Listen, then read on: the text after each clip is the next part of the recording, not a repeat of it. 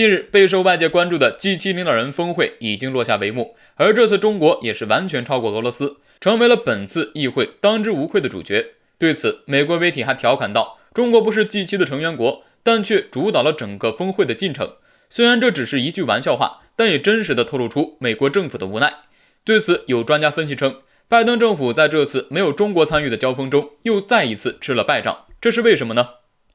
我们都知道，自从中国开始慢慢崛起之后，美国就一直将中国视为霸权主义的主要挑战者了。因此，为了维护霸主地位，美国就开始在全球极力拉拢盟友来针对中国。这次的 G7 领导人峰会就是在这种背景下举行的，因而中国成为主要议题，也在很多人的意料之中了。但是让更多人感到意外，同时也令拜登政府特别失望的是，这次 G7 峰会的议题虽然是中国，但是方向却开始跑偏了。外界原本以为在拜登的极力拉拢下，G7 各国领导人会联手对华施压，在抗华策略上会保持一致。然而现实却来了个大反转，不管美国如何拉拢盟友们反华，多数盟友却对此提不上兴趣了。比如德国总理默克尔就直接表示，在中美问题上不会选边站，同时还强调，在很多全球性问题上，没有中国的参与就根本解决不了。法国总统马克龙也表示，对待中国问题应该要更加的客观看待，与中国的合作也尤为重要。欧盟对此也表示赞同，认为中欧关系虽然有所起伏，但合作却是必不可少的。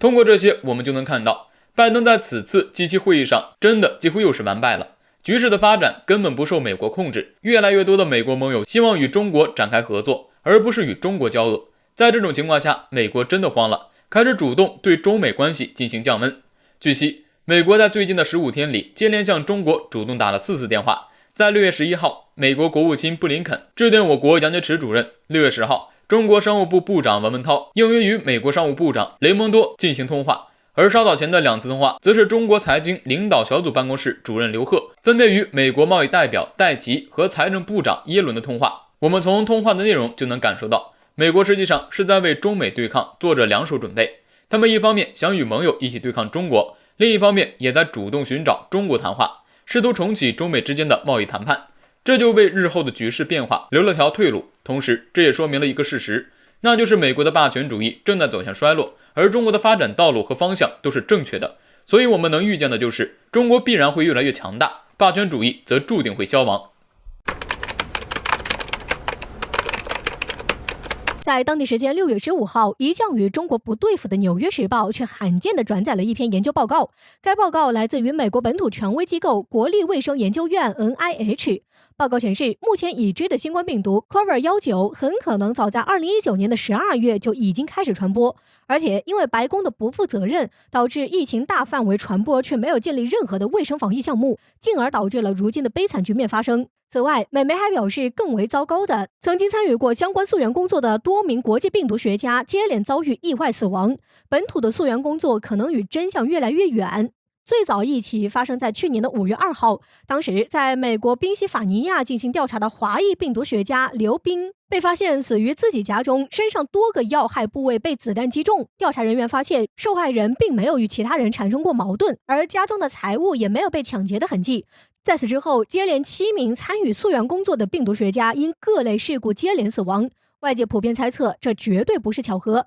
美国的这份溯源工作已然卷入到一场可怕的阴谋之中，而这8名病毒学家的接连死亡，其实就是在灭口被暗杀了。更为巧合的是，美国相关调查工作往往因为一些意外事件受到阻碍并最终中断，外界根本不清楚具体发生了什么事情。我们知道，早在2020年的时候，我国就早已有声音指出，美国本土的陆军生化实验室德特里克堡出现过病毒泄露。2019年，美国早年接连2次大规模感染病，一个大流行，一个白肺病，造成了大量的死亡。结果到了2020年，我国将之命名为新冠之后，美国这2个大规模的感染疫情却消失得无影无踪。而美国本土对此事的消息却封锁得严严实实，长期被西方虚伪的媒体机构信息轰炸之下，根本无法找到真实消息，只能听着西方政客毫无底线的攻击污蔑中国。值得一提的是，有观察人士高度评价了这一次美国国立卫生研究院发布报告一事，这是需要足够勇气的。毕竟在美国当前的环境下，敢站出来说真话，尝试挖掘病毒起源工作，可以说是冒着生命危险的，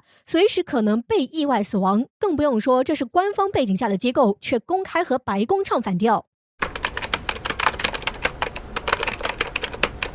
最近一段时间，在美台加强勾连的情况下，台海局势迅速升温。前几天，美国军机窜访台岛的消息也引发了外界广泛关注。有分析人士认为，尽管美国军机在岛内只停留了3个小时，但这是近40年以来美军机首次抵台，所以释放的信号也十分明确，那就是美国想为台当局撑腰，对大陆的挑衅意味非常明显。毫无疑问，美国的这个举动已经触及到了我国维护国家统一的红线。中国国防部也对此发出了强硬警告。国防部新闻发言人吴谦大校表示，美国的举动是在严重破坏台海的稳定，台当局的行为也是弃民族大义不顾的玩火行为。如果任何势力企图将台岛从中国分裂出去，那么必将遭到解放军的迎头痛击。据浙江海事局6月14号发布的消息称，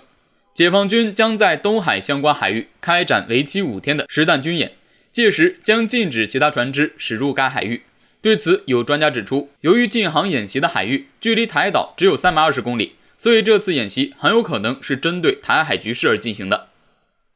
另外，根据台岛防务部门公布的消息显示，近期台海周边也不太平。在6月15号当天，解放军军机出现了史上最大规模的绕台行动，总共有28架军机逼近台湾，这也刷新了今年4月13号单日25架战机绕台的记录。值得注意的是，本次绕台行动与以往有所不同，解放军派出了20架战斗机，其中10架歼16和6架歼11，在2架空警500预警机的指挥下，直接飞向台岛南部，同时还有4架歼16和4架轰6K 以及1架运8反潜机，从台岛西南空域包抄至东南空域。很明显，解放军的绕台军机已经对台岛形成了包围之势。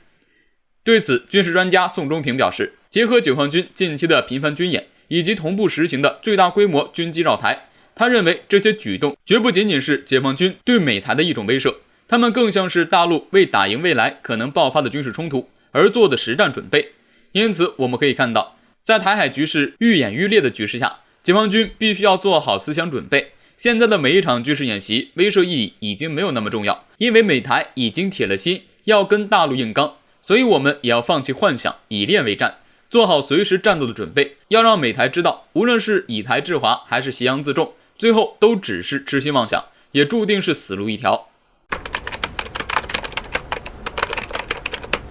10年之前，拜登就与普京在俄罗斯进行过面谈，当时双方身份还不对等。时任美国副总统的拜登希望重新定义两国关系，从而保护两国的共同利益。一晃10年过去了，拜登与普京再次在日内瓦见面举行会谈，而这次拜登是以美国第46任总统的身份与普京进行见面的。俄罗斯与美国的关系也达到了历史最低点。很多专家称，由于美国与俄国在很多问题上都有着巨大的分歧，预计双方这次峰会将很难有重大的突破。虽然拜登与普京两位巨头10年都未见面，但是两人都为对方准备了大礼，为的就是在会晤中取得有利的地位，以至于不落入下风，至少在气势上不能输。据外国媒体报道，美国海军拉布恩号驱逐舰、英国海军威士号驱逐舰以及荷兰皇家海军艾弗森号护卫舰组成混编舰队于上周进入黑海海域，未来将在该地区参与北约部队的多域作战军事演习。俄罗斯海军黑海舰队正在严密监视跟踪这个混编舰队。目前北约部队正在波罗的海地区举行波罗的海2021军事演习，并且美军还派遣了大名鼎鼎的 B-52H 战略轰炸机参与了此次演习。美国以及北约屡屡试探俄罗斯的底线，疯狂对莫斯科进行挑衅，为两国首脑会晤疯狂造势。作为俄罗斯总统，普京自然不会无动于衷。先前，俄罗斯向世界宣布，针对那些针对俄罗斯不友好行为的国家，俄罗斯将不排除以先发制人的打击作为回应。俄罗斯还宣布在西部军区部署大量的现代化兵团来应对美军以及北约的威胁。当北约在波罗的海演习正热火朝天的时候，俄罗斯空天军的2架图160战略轰炸机在1架苏27和1架苏30的护航下，悄悄在波罗的海上空执行了飞行任务，突然现身吓坏了在场的北约演习部队，使得北约等国包括 F-35在内的各种战机终止演习进行拦截。在意大利、丹麦和瑞典战机进行拦截班飞的情况下，图160依然我行我素地完成原计划中的飞行任务，无视意大利等3国战机的存在，扬长而去。随后，俄罗斯方面称，俄罗斯的战略轰炸机将定期执行飞行任务，任务区域包括黑海、波罗的海、地中海等国际空域。不过，美国一向都是喜欢在对话前或者对话中来个行动，是个为什么呢？表达一下自己的强硬态度。这次美国却用错对象了。对于美国这种做法，俄罗斯可不惯着你，直接给你一个下马威，让你知道北极熊可不是那么好惹的。这次俄罗斯空军单挑意大利等3国空军的行动，只是给北约以及美国提了个醒：谈判就好好谈判，不要试图搞小动作，否则下次图160过去就不只是按计划飞行那么简单了。